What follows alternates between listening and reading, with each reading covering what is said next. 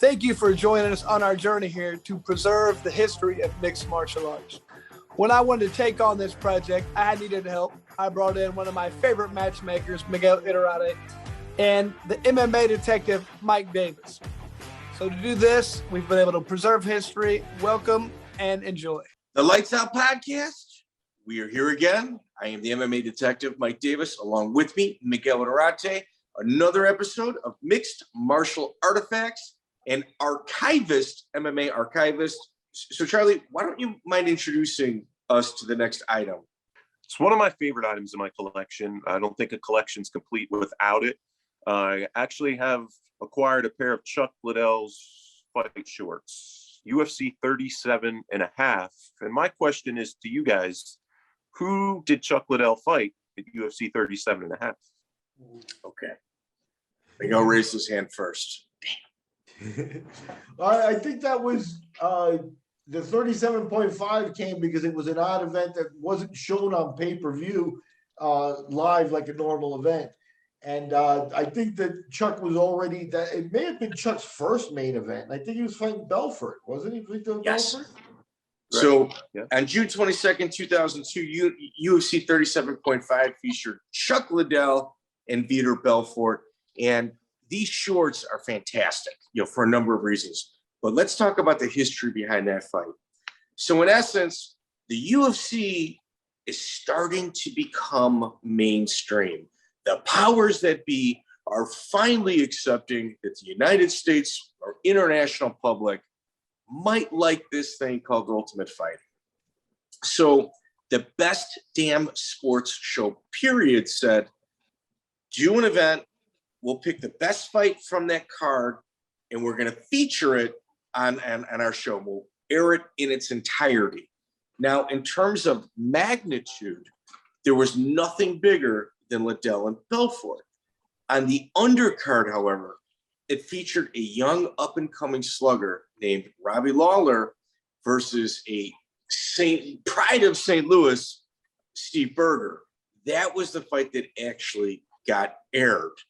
Now, Miguel, Chuck Liddell, Tito Ortiz was in the audience. Did you remember this fight or no? I remember bits and pieces, but I don't like to see them again kind of thing. I like to go from gut feeling. So I remember definitely a historic fight. Things to notice back then. This UFC event had 6 fights.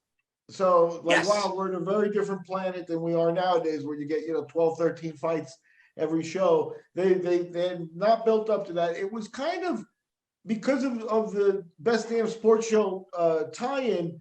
Like, it was a hot card for fighters to be on. And Zuffa had only purchased the UFC around 32, 33, right around there. So this is one of the first times that you get a taste of Dana being Dana, which is making the big deals. You know what I mean? You're getting on the Best Damn Sports Show was one of the early feathers in their cap, and that show was like a skyrocket. Now there's a million shows, right?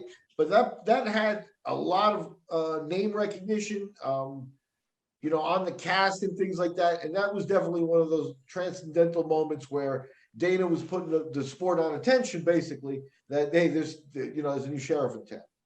All right, so this is why I like these shorts. First and foremost, the UFC, in terms of branding and its fighters, we call it the NASCAR era. So the shorts had all the patches and sponsors.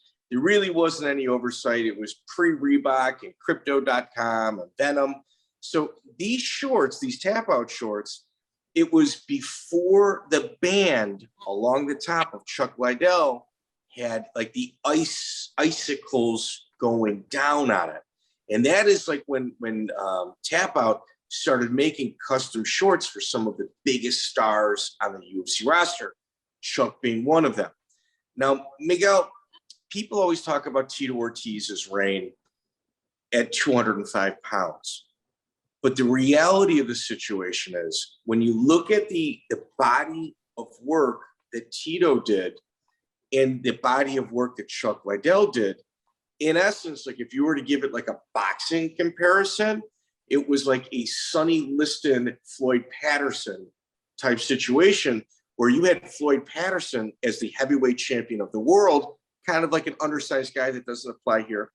But then you had Sonny Liston that was just cleaning everybody up. Like he was just, people were like, well, why won't they fight? Why won't they fight? And it was because one person was avoiding the other because they understood that whatever was going to happen if they fought was inevitable. And this fight was the #1 contender. Whoever fights here gets the privilege of fighting Tito. Tito, however, a few months later fought Ken Shamrock. Now, that's the first time that they fought. The thing is that Shamrock fight was kind of in play prior, but Chuck Liddell, being the savage, just not even thinking of a career, just wanting to fight, fought on that undercard as well. And Tito goes and fights Randy Couture after that. And the Tito and Chuck fight doesn't happen until 2 years after this. Yeah, no, it's like people really don't like to talk about it. And Tito did everything he could to avoid that fight. And I know they were sparring partners at some point. It was also Tito and Chuck were the first two fighters ever managed by Dana White prior to Zuffa purchasing the UFC. So there's like a lot of history there. So Charlie, why don't you tell us like how you acquired these shorts? So really an interesting story on this. A fellow collector at the time contacted me. We've done multiple deals, business together before, and told me that he had these. I was unaware that he had them. He acquired them through actually an auction. And the auction, which is pretty interesting, was for Ryan Bennett. Pretty sure you guys, everyone knows who Ryan Bennett is as historians here. And the shorts were actually listed on the auction site before sale that it was going to be the shorts against Tito Ortiz upcoming. That fight never materialized. So they actually put the Vitor Belfort shorts in the auction that he fought when he fought Vitor Belfort, which ends up that the Chuck Liddell Tito, when that fight finally materialized, that those shorts ended up on Dana White's wall with his gloves as well. So, but I actually was able to get them from the collector who bought them directly from the Ryan Bennett Memorial. Okay, so Ryan Bennett, just so people know, he was a color an analyst for the UFC, did post-fight interviews. He would, I think, MMA Weekly may have been a website he was working for, MMAweekly.com. There's an interesting, he died in a car accident. Yeah. And it was taken way too early. Wife, children, I think 1 or 2 kids. But the interesting thing about Ryan Bennett was he was a UFC employee.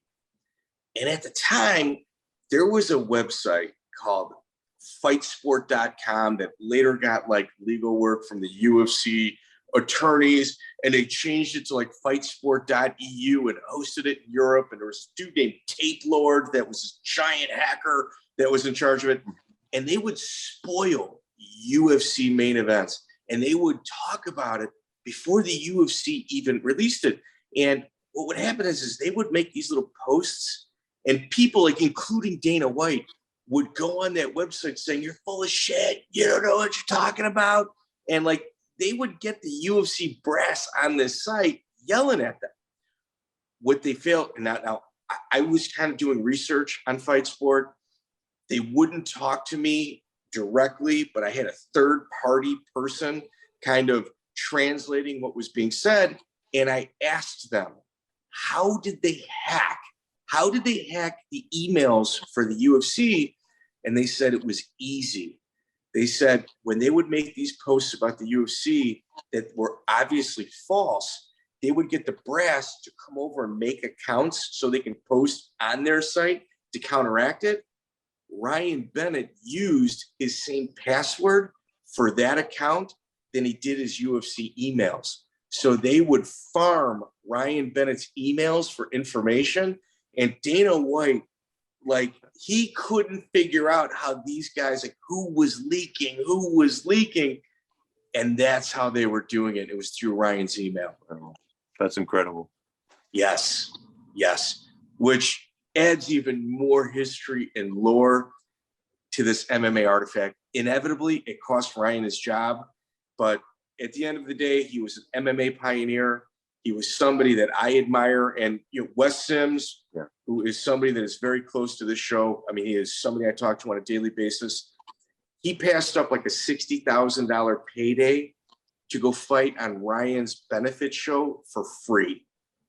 And this was Ryan, a guy that, like, I was sending him money for gas at this time. Like, he was friggin' broke. And obviously doing very well right now. But at that time, that's how much Ryan meant to people. Like, people just, they loved him as a person. Yeah, he was very beloved in the community. The outpouring when they had that auction, there were some fantastic items at that time that actually did go up for auction that people were able to get their hands on. But a tragic story. It was probably the worst way to have to acquire an item, right?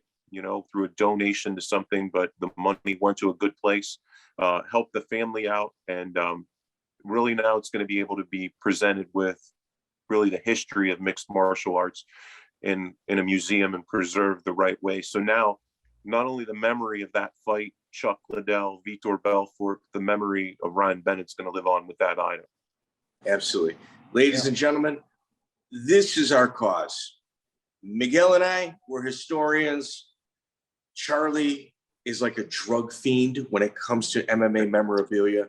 And a museum, I think, is in his sights. Hopefully one day it's brick and mortar. And this is us preserving history. Thank you, and we'll see you next week.